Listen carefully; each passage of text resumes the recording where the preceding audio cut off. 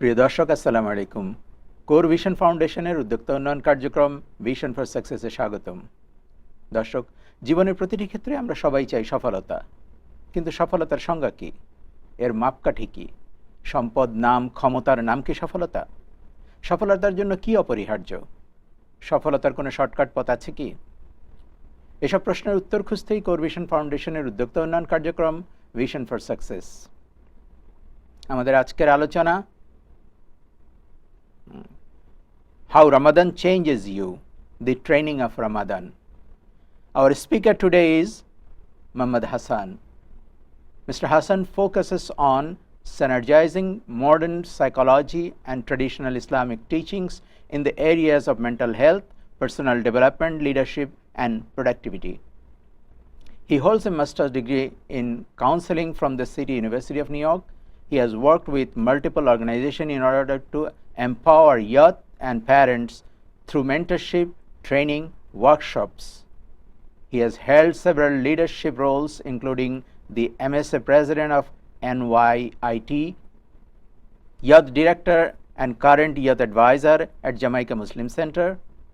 He is a therapist at the Blue Earth Psychotherapy Center and at the Queens Long Island Counseling Service of FRMH. Mr. Hasan is an instructor of Oak Tree Institute, teaching leadership workshops on communication, habits, and other leadership skills. He regularly gives khutbahs, lectures, and workshops at various masjid, schools, college, community centers, and conferences. Brother Hasan, assalamu alaikum. How are you today? Alhamdulillah. So our topic is today how Ramadan changes you or us. What is the training of Ramadan? How you are going to explain it? Sure. I think we can look at the book of Allah, look at the Quran, and see how does the Quran talk about Ramadan. The Quran, in one place in Surah Baqarah, Allah subhanahu wa ta'ala, God, He talks about Siyam, fasting. He talks about Ramadan. And so in those verses, He says, Shahru Ramadan alladhi unzila fihi al-Quran. That the month of Ramadan is the month where Allah subhanahu wa ta'ala sent down Quran. Interestingly, the word Ramadan actually means, in the Arabic language, intense heat. Intense heat. Intense heat, if you are a chemistry student, if you take heat, increase entropy of a chemical, then reaction takes place. Something changes, right? So some scholars of the Quran, they say that Ramadan changes you.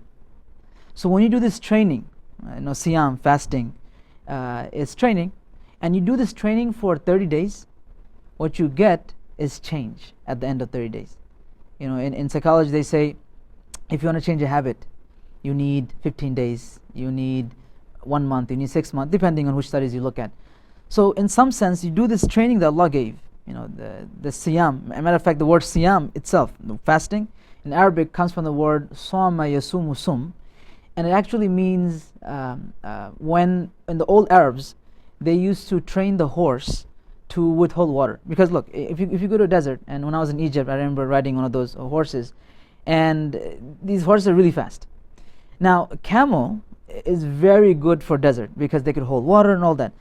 Horses are not so good.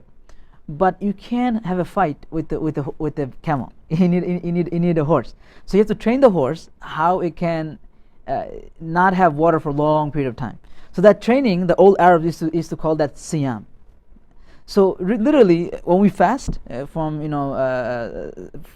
morning to night, it's actually we are training, and so this training, when you do this for 30 days, at the end of Ramadan, you get a change. So hence the word Ramadan. So what is that? How we can learn from this? What you can learn from this training? Sure.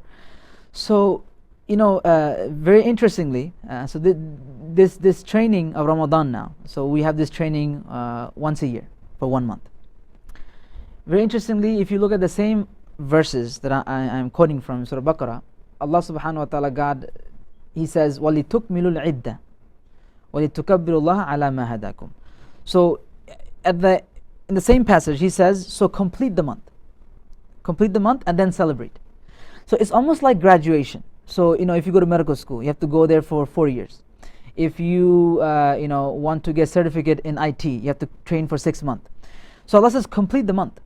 So this whole month of training you have to do for a whole month, and you have to complete it. So you can't just a lot of us who show up on the first day, the second day of Ramadan, and then we go show up at the 27th night, But if you went to medical school the first day and the second day, and then you showed up on the 27th day, you're not going to get your degree as an MD. You're not going to get it, because you have to complete the whole month. So Ramadan is training from day 1, day 2, day 3, day 4, day 5, day 6, all the way to day 30. So it's a training that you have to do entirely. And then at the end, Allah says, then celebrate. At Eid, we celebrate. We say Allahu Akbar, Allahu Akbar. It's Muslim way of celebrating. So it's like you graduate. You go to graduation. I want to thank my mom. I want to thank my dad. You graduate.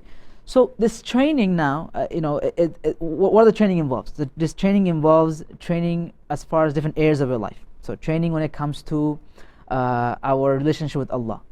Right, so definitely when we are fasting, we don't eat, drink, have relationship with our spouses, even though these are halal things.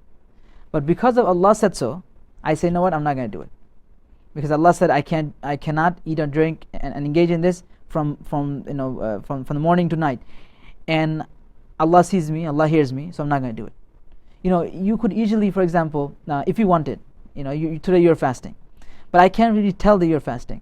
There's nothing on your forehead that says, the brother here is fasting.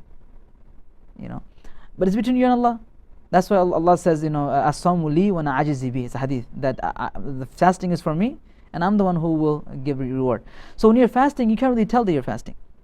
You could go home and go into your basement and take a little bit of water, right? Take a little bit of food. No one will find out. But you know that Allah sees me, Allah hears me, so I'm not going to do that.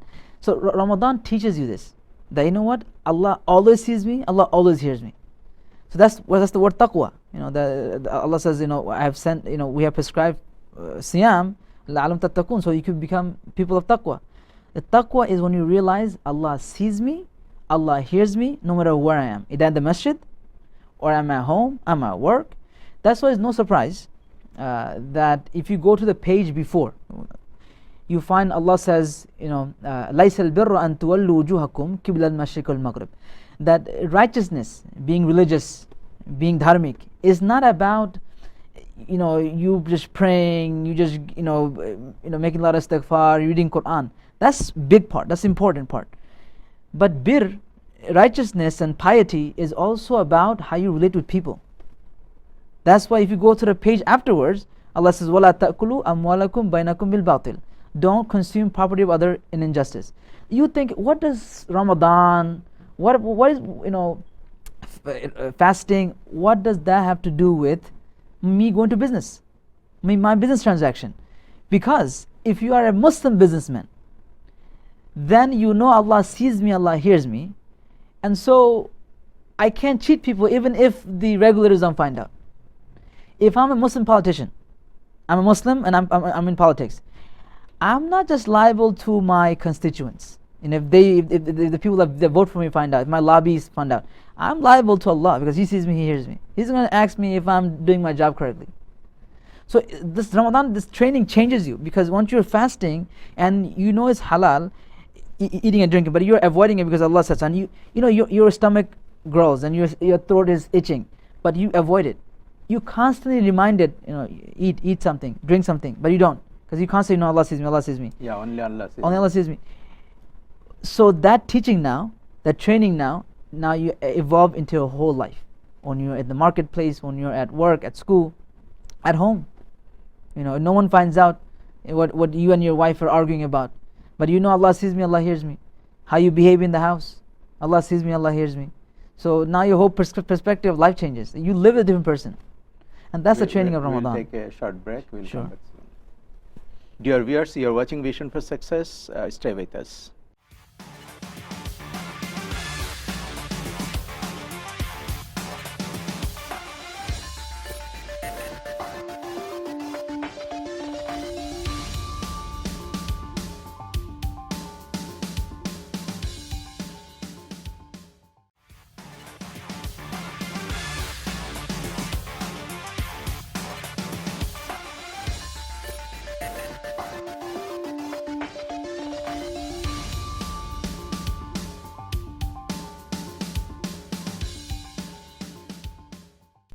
Dear viewers, welcome back. You are watching Vision for Success. Here with us, Mohammed Hasan, our young scholar.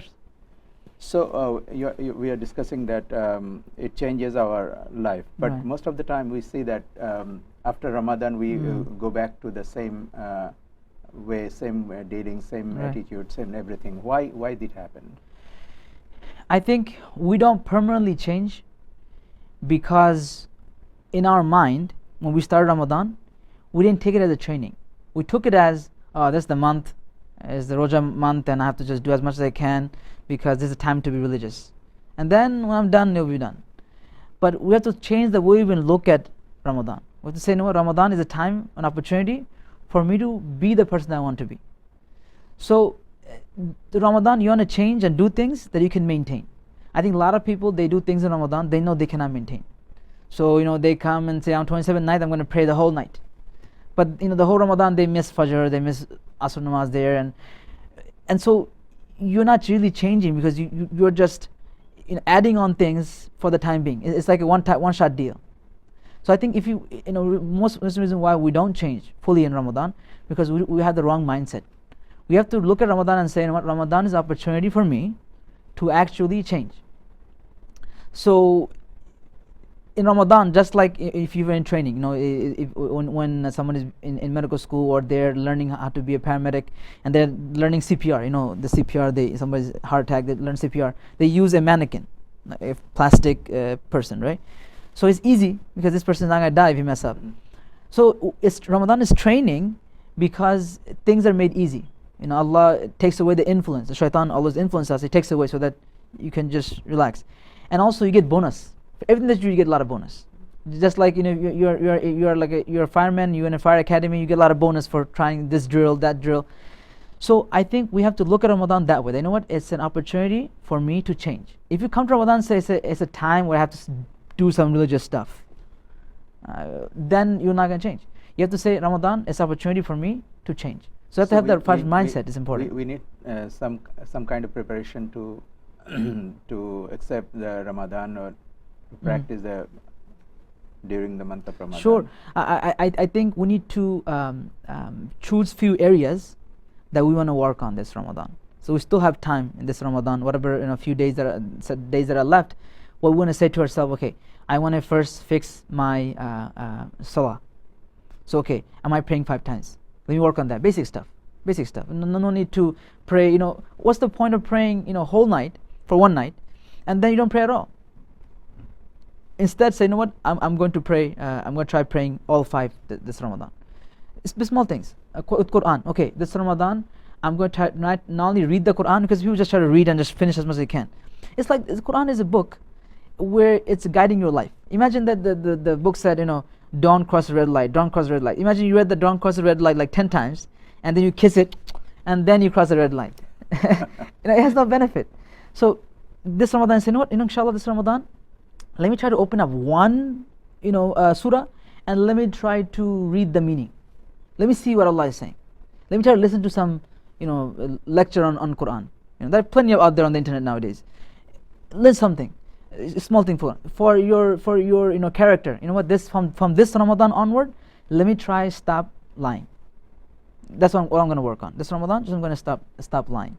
So pick small goals and write them down and actually follow through with them.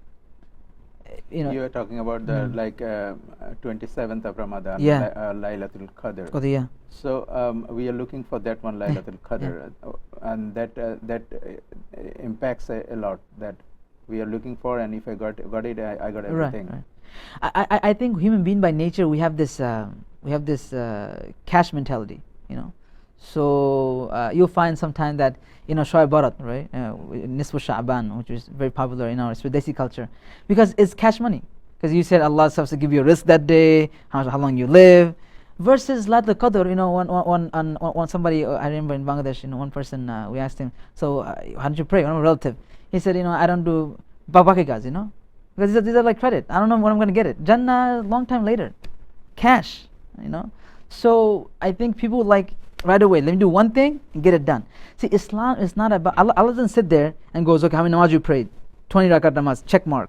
You read Quran this many times, check mark. That's not Allah. Allah wants you to change yourself. Being a Muslim is not about like reading this 10 times, reading that 4 times, putting your hand here, or having your ankle. That's part of it. Alhamdulillah, we have to respect that. That's important. We should do it. But Islam is about how you are as a person, how you live your life day to day, from morning to night. You can't be Muslim in the masjid and not be a Muslim at work. You're also a Muslim. You're Allah's slave at work and at home. So I think, when we don't have the mentality, then we think, 27 night, I'm going to just make big cash. It's like sales. It's like Black Friday. We get the most sales from my bank for my buck, and I'm done. And because we think Allah sit there with like a little pamphlet that's, and he's like 1 + 1 + 2 + 3. That's not what he's doing. Allah's going to look at your heart. Allah's going to look at how you live your life. It's not about counting numbers. You could pray. Allah has angels that are in sujood for 70,000 years. Me doing extra few sujood is not going to increase his greatness or decrease. Allah is already great. He don't need me and you to be praying 20 more times, but He wants us to obey Him, follow Him, and live our life by the way He prescribed. So, what is the meaning of muttaqi?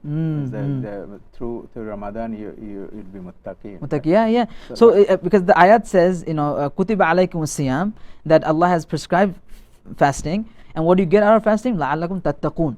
So, muttaqi is someone who has taqwa.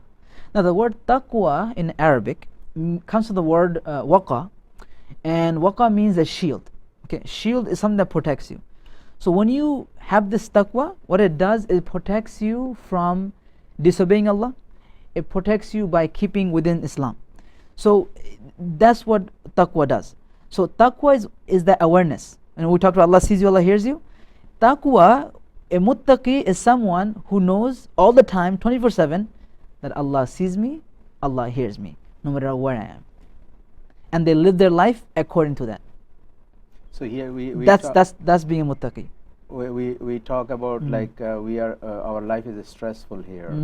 So is it possible if I'm a muttaqi, my life would be stressful? Absolutely. And I think one misconception we have is that if I'm religious, my life will be very difficult. Or if I'm not religious, the Imams will say, my life will be very difficult. See, life will be difficult or hard, it's a relative term. See, having wealth, if you're religious, you could have money. If you're not religious, you could also have money. It doesn't really, it's not based on how religious you are. So stress-free means when you are connected with Allah, when you are, connected with your real purpose of life, you have more ease. That doesn't mean something gonna go wrong in your job. No, something gonna go wrong in your business or something in your family. It might still happen. Just because you become more religious doesn't mean you get less stress. Or just because you're not religious, you get more stress. It's about the stress of the heart. See, even if you have stress, even if you have things to deal with in life, and you're going through all sorts of stuff, when you connect to Allah, and when you have your heart has that tranquility, then you can be with life. So you have this eternal contentment. So you have stress, but because you have Allah, because you have Iman, it will help you navigate. But it doesn't mean that just because somebody's religious, they're gonna have harder life, or somebody's not religious, they're gonna have hard. Of course, Allah tests you and so forth. But Allah can test somebody with wealth, and Allah can test somebody with poverty. Both are a test. So I think we have wrong understanding when we say that if you're religious, life is going to be very difficult, or other way around too. If you're very religious, all the problems will go away. That's not true. You have the eternal peace, the internal peace, but you still have challenges in life. Life will be challenging. Life sometimes challenging.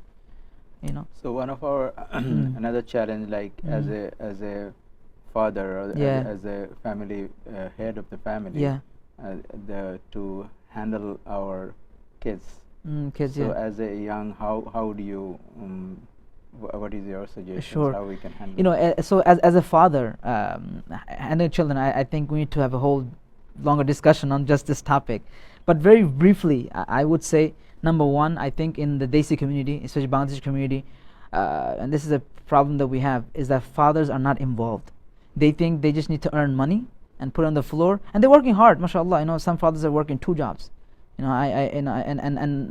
and you are no place to criticize them. They're working really hard, but I think they forget that there's something beyond just putting money. If you want to be a father to your children, it's more than just money that you put. It's also about the time you spend. How you communicate. That's in the Quran. Whenever Allah talks about a son and father, parents, all the parents in the Quran are fathers.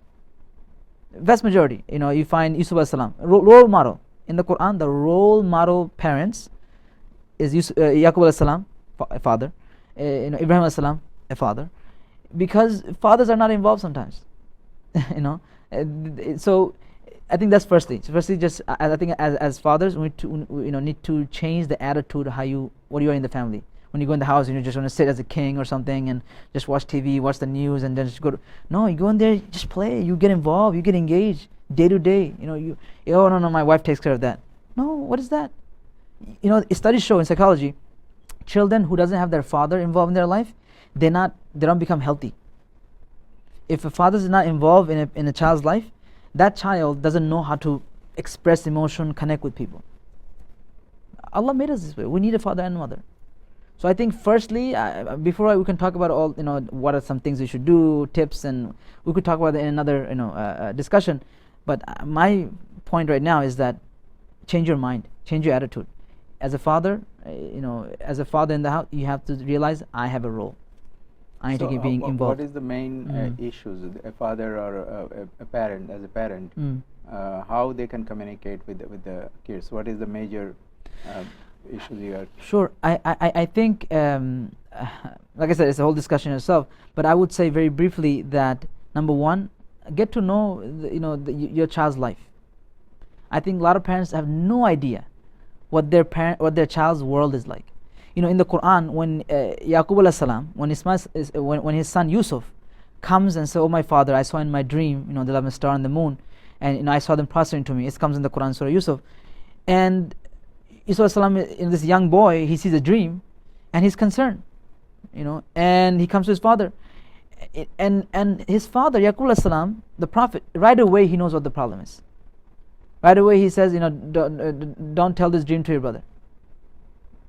Right away he knows the circumstance. So I think we don't know what our kids' environment like at work, at school is. What are the words they use? What kind of cartoons they watch? What kind of movies they watch? What kind of songs they listen to? Who are the new movie stars? What they're like, what they talk about in their friend circle. If you don't know, you're like, no, that's old school. I don't know, I'm too old, and this and that, and then you lose touch. So I think as parents, we have to invest time in learning about our kids' culture. What they're doing, how they do things, what they say, what words they use, what are they doing in school, what is cool, what is not. And learn the language. You could teach yourself how to use a Facebook, how to use Twitter, how to be on Instagram. You could teach yourself. You could teach yourself the technology. You could teach yourself the shows that they watch. Don't just put a YouTube on and just go do your thing. Watch what the cartoon is saying. You'll be surprised some of the things the cartoon is teaching. You might not agree with those things. So then have a talk with your children. Like, what? Baba, I know you're watching this. Okay, you're watching this cartoon. This is what's happening. Okay, but let's talk about it. In the cartoon, the guy is doing this. But is that really a good thing to do? What do you think? And then just talk about it. You have to be engaged. So for sure. We'll take another break. We'll come back now. Dear viewers, you're watching Vision for Success. Stay with us.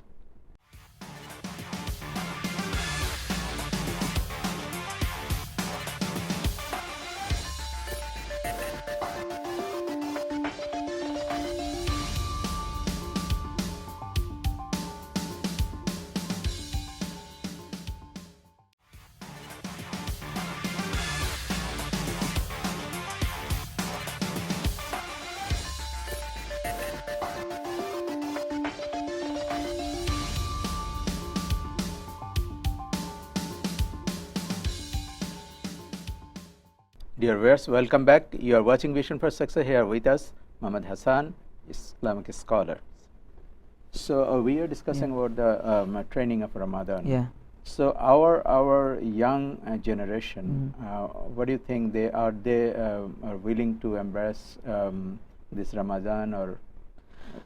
Yeah, I think Ramadan itself is hard, right? it's tough, fasting in this, especially summertime. 3:30 in the morning and then till 8:30. It's tough. But I think it's not about Ramadan. Back in our countries, people did Ramadan based on because everybody else is doing it. It's just thing you did. Even if you didn't pray, even if you didn't believe in Islam that much, it didn't matter. The culture was everybody fasted. Most people, at least. Over here, they go to school and most people are not fasting. Yes. So unless you see, back in Bangladesh, maybe you were able to get away with not teaching your children Islam. And why you do what you do? Dad, why is it haram? Because it's haram. Why we do this? Just because we do it. That's not going to work here. That's done. So how can we explain that? So you have to teach yourself first. So as parents, as uncles, as grandparents, as brothers and sisters in the masjid, for our young people, you got to teach yourself. You got to find out what is Ramadan, who's Allah, why does Allah exist, what is Quran, who's the Prophet. You have to have logic and you have to have information, because this is the information age. You can't just tell no, it's because I said so, because my forefather did it. That worked back home in Bangladesh, but it's not going to work here. When our kids are growing up in the West, whether it be in the US, UK, Australia, our young people, they need to know why. Why we have to fast? And if you don't have a good reason, then study. You have to sit there and actually study this stuff. Okay, Baba, daughter, let's sit together. Let's study this thing. Let's talk about it. So I think Ramadan, it is tough, and we have to put Ramadan in a bigger context with what our young people, in terms of how their Islam, how they look at Islam. So our young people is growing up here, whether it be from Bangladeshi or from Arab countries, they're looking at Islam. Okay, my father do Islam, my mother do Islam, but what is this? Why am I Muslim? They have these questions. Why am I doing this? Back in your country, you did it because everyone else did it. We're here, that's not the case. We're only 2% of this country, in the US, for example. So we need to educate our children to be able to have pride that they are Muslim. This is the truth. Islam is the truth, and we believe this, and this is what we do. And they have reasons for it. So we should show them how to go to paradise only, and how about the hereafter only we will do it, or So for example, you go to a masjid and you have a lot of elders. They will say, what, if you do this deed, you will get 200,000 reward. For our young people, that doesn't make much sense. They're like, who cares? I don't care. 70,000, 2,000, 2 kiran, 2 mountain of gold. A mountain of gold, I don't want that. Or you get red camels. They don't care. You need to be able to teach them why is it that they're Muslim. How is Islam the truth? Why is Quran the truth? Why does Allah exist? How do we know Allah exists? How do we know that Islam is the best way of life? Once they get convinced of this way of life, then they will embrace it. So we have to be logic. We have to learn logic, and also not just logic, also what the Quran teaches. Introduce them to the Quran itself. Introduce them to the teachings of this deen. In general. I think just talking about, if you don't do this, you're going to get hell. If you don't do this, you're going to get punished. Or if you do this, you're going to get Jannah, you're going to get 2 red camels, you're going to get big tree in paradise. I don't need a tree. And the young people tell me, what am I going to do with a tree? They have to really, be able to understand why is it that they're Muslim. And, and then be able to embrace that. So you are telling that they are actually getting a lot of things. There is only we are only 2% of the most of them. We are not following even the Islam. Yeah. So they are saying a lot of things outside. Yes. How we can help them to face all those challenges? Yeah, I think it's 2-part. Number one, 3-part actually. Number one, as parents, as family, we have to be close together. So be able to, sometimes we find, parents, they come, they send their kids to Sunday school, right? And they're outside waiting for the salah to finish. If you're not practicing yourself, if they, your kids see you, they see that you get up in the morning and you are very careful about going to work on time, or you tell your children, no, it's school, you gotta go get on time. When it comes to, for namaz, for fajr, they see you also tossing and turning. They learn from you. So they see, okay, Islam is not that important. My dad only goes to the masjid when someone dies. Okay, then I guess that's what Islam is. So as you have to walk the walk, number one. Number two, education, as I was mentioning. we have to really educate ourselves what really Islam is. I think, it's not enough just to say these are the things that you do, this is haram, this is halal, and it's what you get.